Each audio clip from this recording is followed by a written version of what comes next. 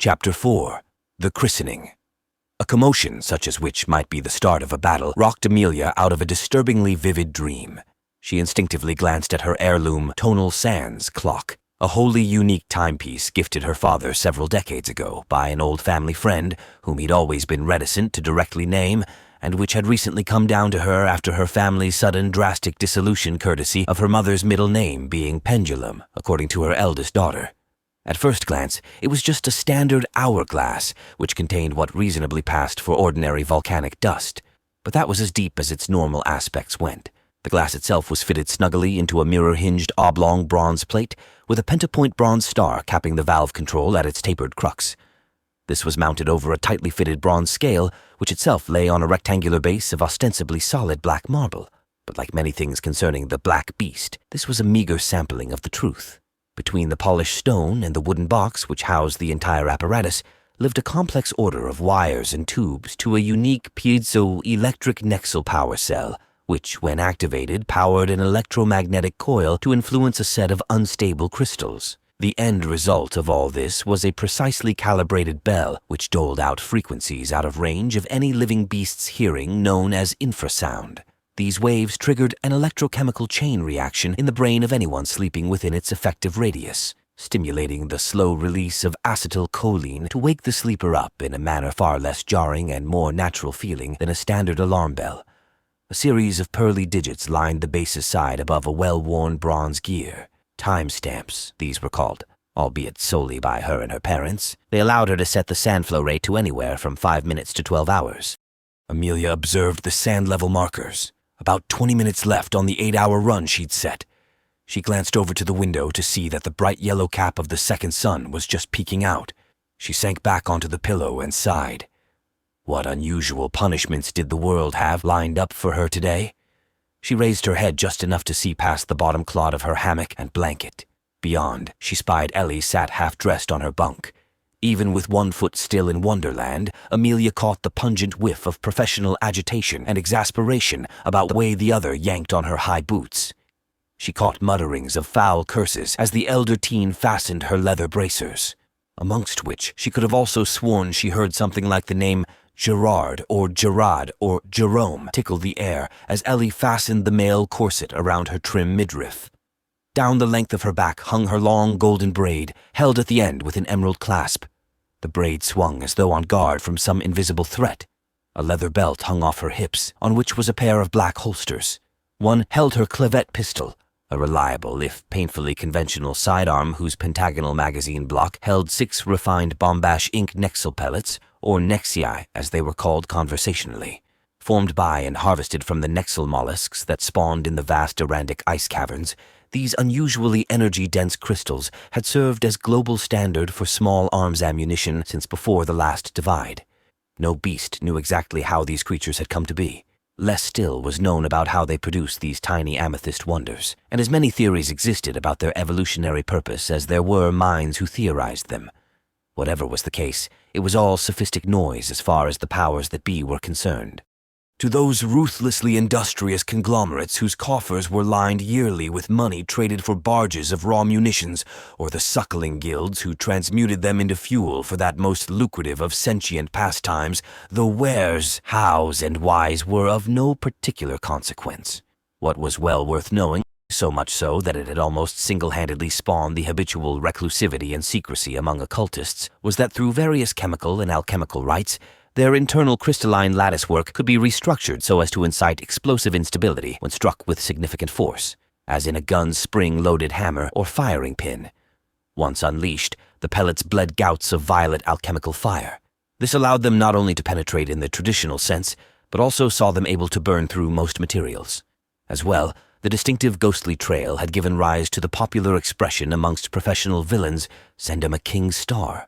Ellie's other holster was more of a clasp in which was held a steel bar mace with pyramid teeth studding the sides. From what little Amelia knew of weapons, these were meant to concentrate the force of a blow and help the head better bite into plate armor. Amelia was suddenly very grateful for her blanket and end post cover. She understood completely now Bonbon's combative reservations last night. Clad in her full combative dress, Ellie held a sobering flame up to her formerly imaginary notions of piracy. a feeling no sedentary portrait or written work could ever hope to convey, however exquisite or masterful. It was telling that Bonbon's hammock stood empty, though telling of what exactly Amelia had yet to even begin to postulate. In her conspicuous stead stood the deadpan doe Hemlock. She wore similar garments to Ellie's, the only notable difference being her short black vest, buttoned to just below her far ampler bosom. Like the mineralized tree down in the courtyard, even in full daylight, Hemlock was hauntingly beautiful. True to her nickname, she carried about her a vexing contrast, one which simultaneously promised a verdant nectar, but yet also threatened a short and painful demise. Like Ellie, the doe also wore a pair of holsters at each hip, one of which held a standard clavette pistol with a pouch of extra Nexel cartridges. Instead of a mace, her other holster held a slender, needle-bladed spadroon. Unbeknownst to Amelia, at that moment, Hemlock also had a 6-inch punch dagger hidden in each boot and a silk garret ribbon woven into a thin metal bracelet around her left wrist. She also carried a colorful assortment of clandestine weapons in various clever states of concealment about her person, including a pair of miniature stun and shrapnel grenades gifted her, incidentally, by the very hooligans who were at present cause for concern. Both Ellie and Hemlock looked like they could tear the limbs off a wild winter deer and would have no qualms about doing it. A second round of booms from outside brought Amelia screeching back to the present. She looked to Ellie, who, by then, was already halfway out the door. "What's all the commotion?" Amelia asked. Ellie halted and turned back just long enough to say through a smile that wouldn't have fooled a brain-dead kitten, "Nothing you need to worry about." Her smooth, motherly conviction had gone from sounding worn to fractured in several places, like a shattered vase some beast had desperately glued back together, praying that no beast would notice. "Don't forget, orientation is in the gatehouse at 9, Ellie called back as she fled into the stepped spiral void.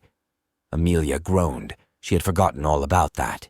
Amelia rubbed her eyes and threw her legs over the side of the hammock. She knew it was a needful thing, this school gathering. It was where she and the other prospects would be getting their herd assignments. Drawn from the equestrian term for the civilized practice of coercive slave driving, the Pirate Academy slang for an unofficial, unlicensed pirate crew had not been chosen without due etymological and cultural consideration. Contrary to what traditional notions may suggest, a pirate academy was not the sort of place one went to initiate in the philosophical and dry historical aspects of free trade. Indeed, the place only had classrooms in the sense that the suns were literally on fire. There were rooms in which groups of students assembled for lessons, yes, but the only books that were ever involved in that process were the head count ledgers, and that was only on days when the particular professor was in a sour mood. For their first semester alone, pirate prospects would be taught the basic ins and outs of their new profession. For those 9 months, they would be coached in all the necessary rudiments of abyssal navigation, shipboard operations, terminology, weapons, and basic combat drills, but not from the comfort of a desk. As Flint had personally carved into the stone lintels above each and every door, from the Zenith dormitory to the nadir, all the facts in the world won't guard your skull from an axe. No, a core principle of piracy being natural selection, and the core of that being rapid adaptation or death, pirate youths were shown the ropes in the most literal and daring sense. Their every waking hour would be spent on the Academy's gun range, in the sparring ring, or running ship drills through the rocky crevasses of the Great Border Wall. "Death is life to a pirate," Flint had once remarked to his foremost disciple, now the headmaster. "We die as we live, so live well or you'll die young and stupid." From then until graduation, or until fate claimed her life in some untimely fashion, she and her herd would take on curated jobs for the Academy in order to gain not only live combat experience, but also learn the basic essentials of contract negotiating, wage bargaining, and supply and budget management. Then that thought, which was the stinging nettlebane of students and working beasts everywhere, wriggled its pestering way into her still night-logged brain. What time was it? This sent learned waves crashing through her body and mind hard enough to throw her fully upright and into her clothes before remembering that it was only 7:45. Then she remembered Hemlock was still standing there like a glass idol, watching her with eyes as sharp as flint. "What time is it?" Amelia asked for lack of something better to say. 9:45, Hemlock answered in a smooth voice as hard as glass. "What?" Amelia started, looking from the doe to her alarm clock and then back again. Why hadn't the tone gone off? Had she said it wrong? She looked closer at the dial again. No, the switch was at the 8-hour stamp. It must need a new power cell. Great, just perfect. She would have to tend to that later, right after scrounging up some breakfast from she knew not where, but for right now she had to go see an old dog about a list. Her unurine legs carried her to the stairwell door in 3 large bounds. Dropping down 8 or 10 steps at a leg, a less learned beast would have been shocked, having at one point turned to see Hemlock keeping easy pace with her. But Amelia's elementary native species course had told her that cervids were to rough and rugged terrain what avians were to open air. "What was all that racket?" Amelia asked, more in a mental flight from her current temporal predicament than out of actual curiosity. Hemlock's lip curled into what might have resembled a smile if one squinted at it through an alcoholic lens. "Probably the Blunder twins blowing themselves up again," she said. "With any luck, they'll have shot themselves off to Bora this time. Spare me or Drake the trouble." There was no aggression in her voice. In fact, she delivered about as much emotion as a desert rock carried water, like said rock that didn't care a whit whether the world was cold, hot, wet, dry, or had suddenly stopped turning altogether. The doe seemed utterly unbothered by the whole combustive ordeal. Although she didn't yet understand why, Amelia found this quality to be rather appealing and refreshing. "You coming?" she offered hopefully when they reached the bottom. "Can't," Hemlock said flatly. "Got other stuff to do." Then she whirled and strode off down the way opposite the gatehouse, towards the clock tower. "Oh, okay," Amelia said to her back, unconsciously mimicking the doe's emotionally bridled manner, a fact which loitered around and nipped at her mind's prehensile parapet as if probing for a loophole to squeeze through until she reached her destination, at which point all other exterior and interior concerns vanished in what could only be surmised as a puff of unspooling reason. She had arrived expecting the ceremony to be half over. She'd spent most of the walk here steeling herself against the prospect of being lectured or reprimanded for her tardiness. Instead, she found the whole of the freshly admitted prospect block loosely gathered in front of the headmaster, himself displayed for all in his autumnal robes on top of a long wooden dining table, with a few loose smatterings of older students, mostly female, hovering about the periphery. Amelia would come to learn that time was a pirate's default currency, and that this was because it was life's, not a mere demarcation of value, but its very definition, consequently guarded and cherished, and as often as not hoarded, just as jealously as any hard sociological contrivance stamped on metal or parchment, only all the more by their ilk, for they understood just how easily it could be stolen, and that it could never be made back. "This is why we invented clocks and timers," would say their operative technician professor, one James T. Obsalong, at the merest shiver of provocation. "We bottle time in sand and gears and hump it around in our pockets. It is as precious as air. More. You can always take another breath, that is, until you run out of time."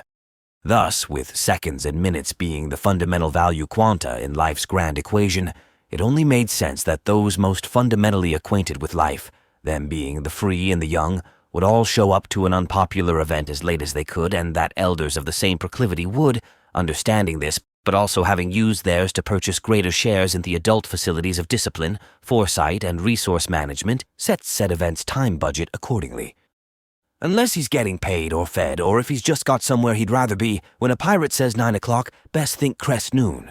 For just now, Amelia would have only the wisdom poured into her by most common experiences to go by which she would unknowingly put that first and dearest of the pirate axioms, adapt and live into motion.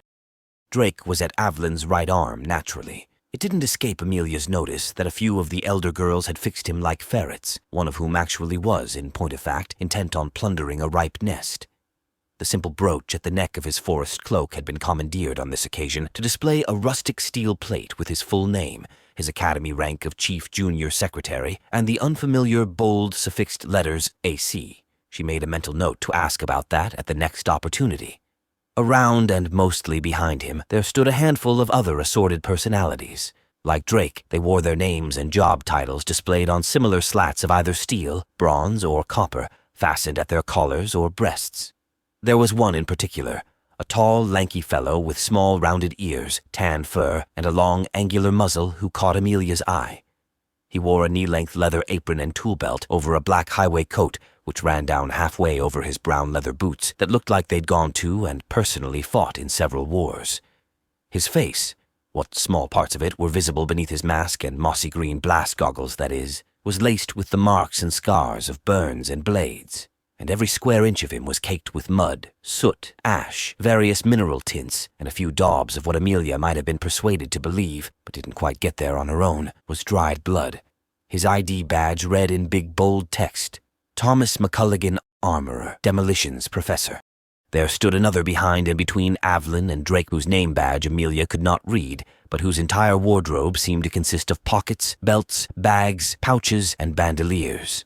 Nearly every single crowded orifice in which bulged, and in more than one case literally overflowed, pens, vials, instruments, tools, books, parchment rolls, and all sorts of squiggly glassware that looked more like a clown's paraphernalia than a learned scholar.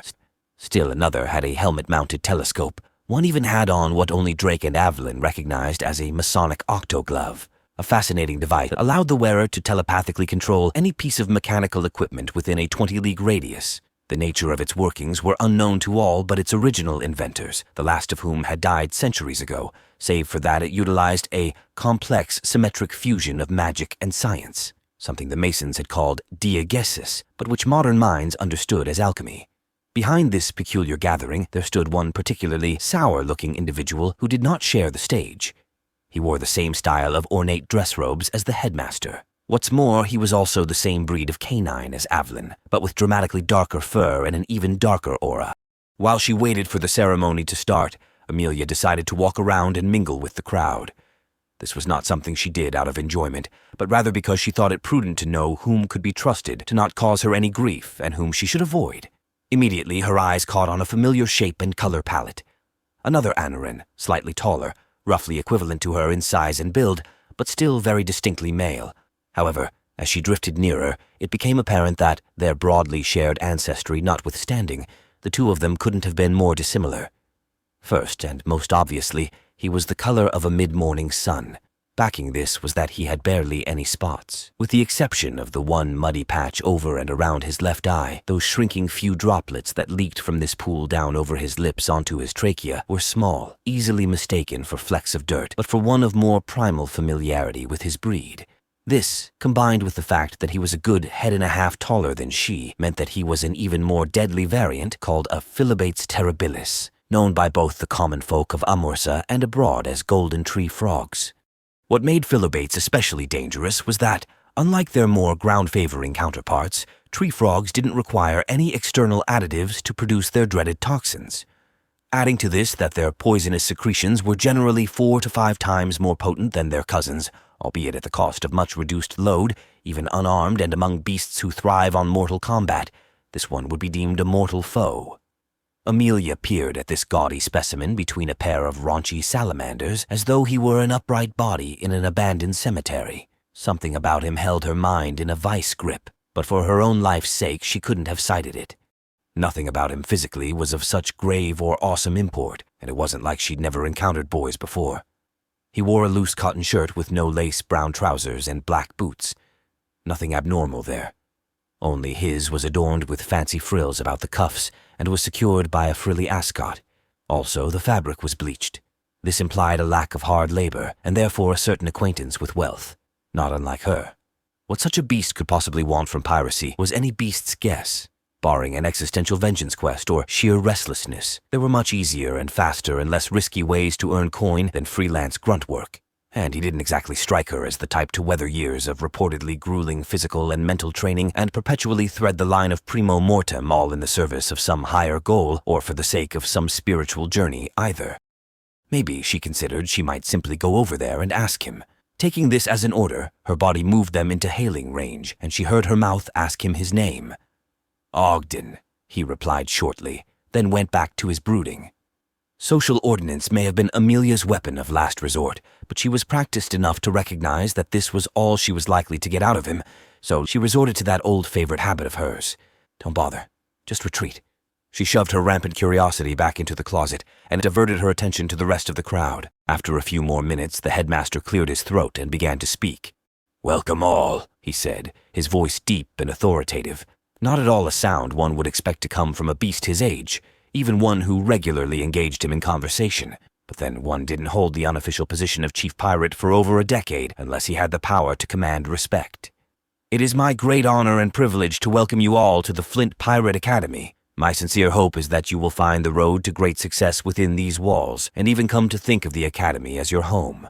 For a time, Amelia thought she was the only beast who recognized the mechanical rhythmancy in his tone, that it was only clear to her that not only had her godfather given this exact speech many times before, but that it must have been written by some other beast, a beast with not a poetic or charismatic bone in their body by every measurable account, and she thought it was her alone who could hazard a right guess at that ghost writer's identity.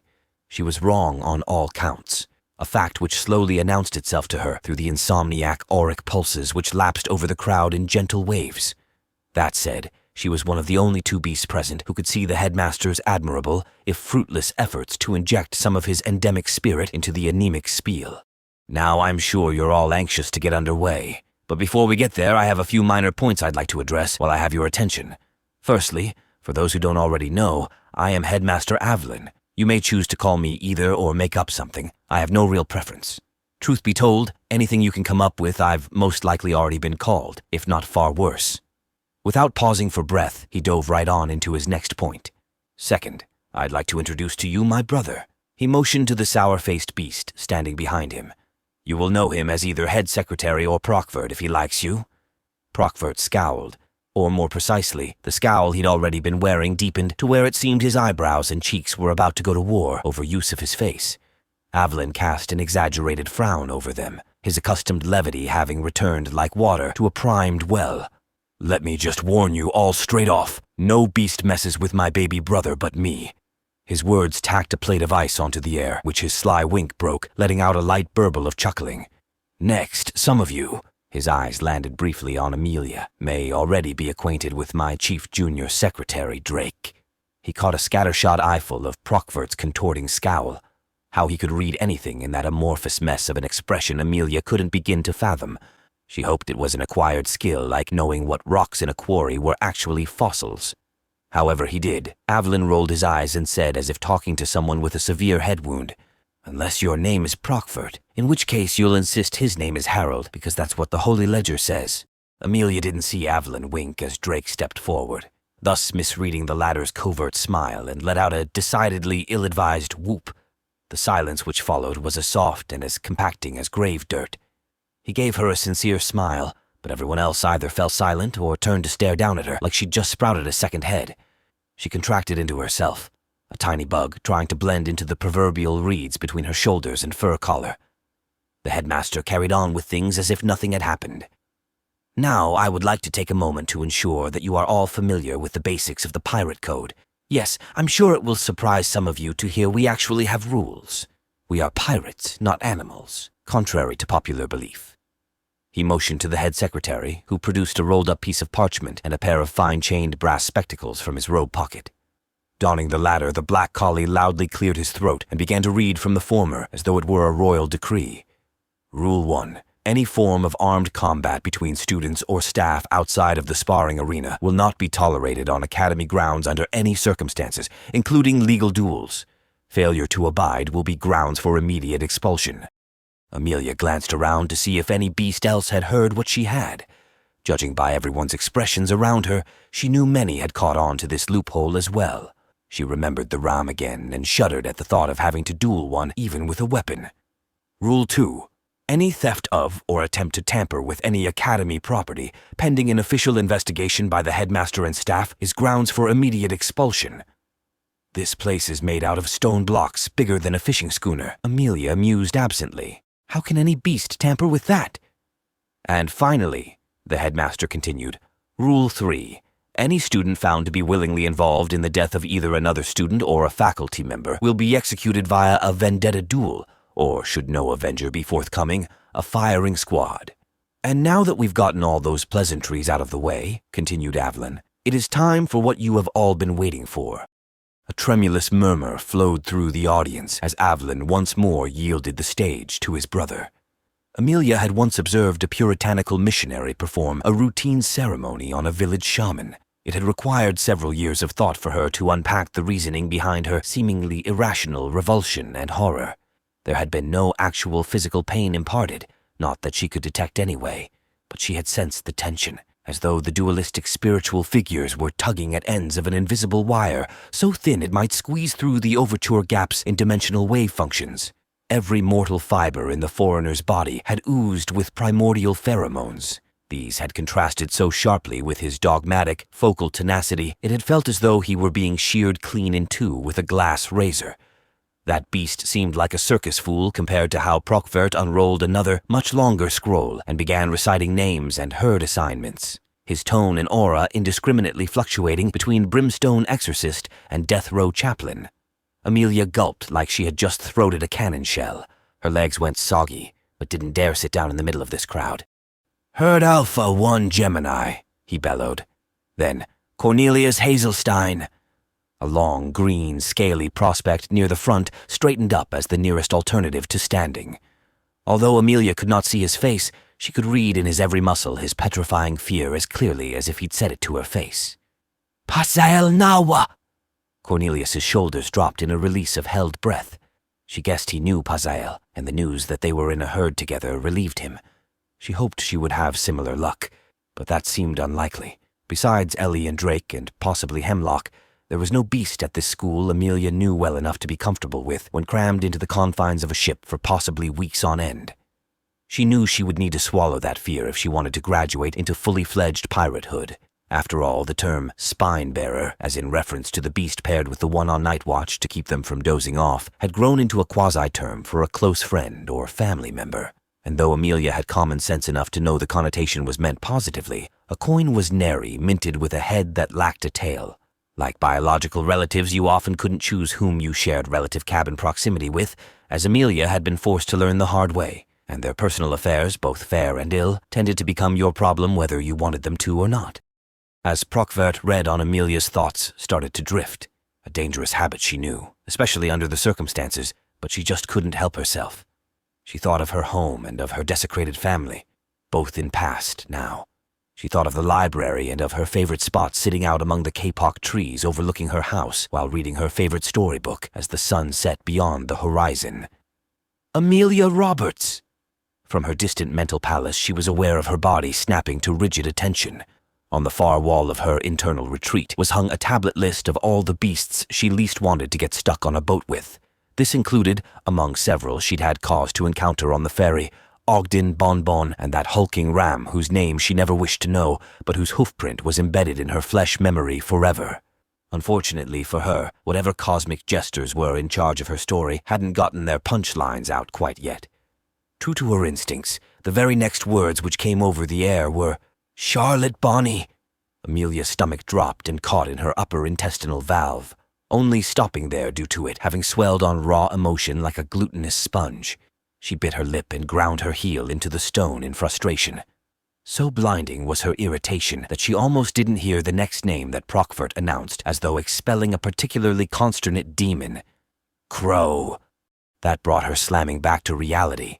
What sort of harebrained parent had named their child Crow? Even actual corvids had more tact than that.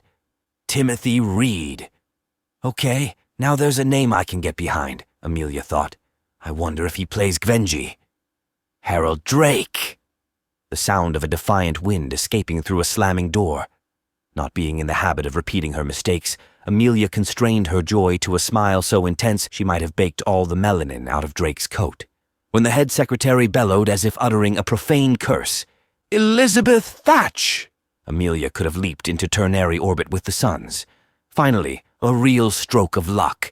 She didn't normally lend much credence to the concept of divine intervention, but if the gods had decided to help her, then they couldn't have picked a better moment. "Julien and Jerome L. Olonay!" At this, the entire assembly froze.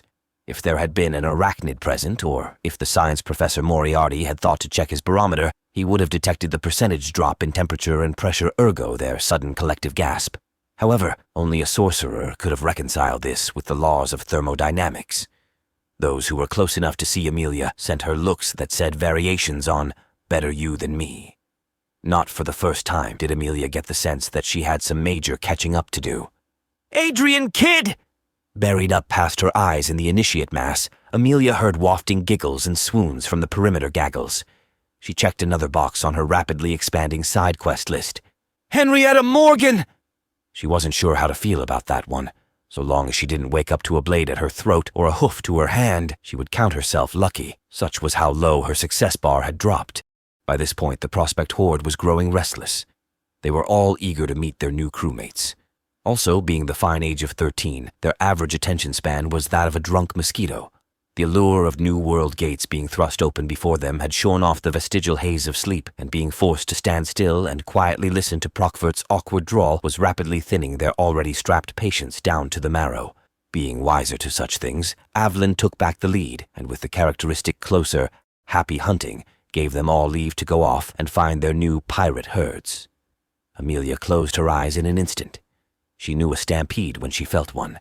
The next instant she was 10 feet off the ground, sailing over startled heads to come to a crashing halt right in between Avlon, Prockvert, and Drake, the latter of whom stared down at her with an expression of astounded wonder that slowly morphed into bemused comprehension.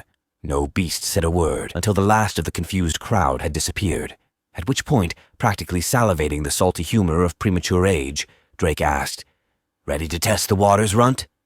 Avlon smiled. Prockvert frowned. Amelia wriggled her nose.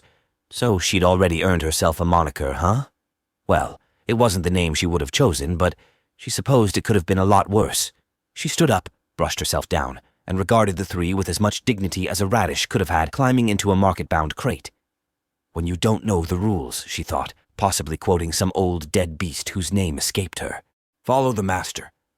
Instead of saying anything out loud that might give further impression she didn't know port from starboard, she let a quirk of a smile press her lip. Drake took this as good. He removed his name badge, handed it to Avlin, tipped the headmaster a salute, and strode off. Amelia gave the old collie a quick squeeze, then leaped into vigorous step behind.